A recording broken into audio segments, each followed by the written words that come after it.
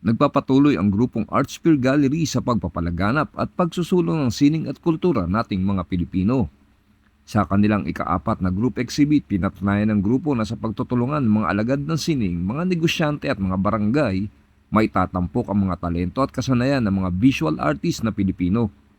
Ayon kay Ray Adolfo, tagapangulo ng Artsphere Gallery, layunin nila na tumuklas ng mga bagong visual artist sabay sa pagtatampok ng iba pang nauna na sa larangan ng sining. Hindi anya mahalaga pa kung anuman ang background ng isang tao kung siya ay nagnanais na mapasama sa mga group exhibit.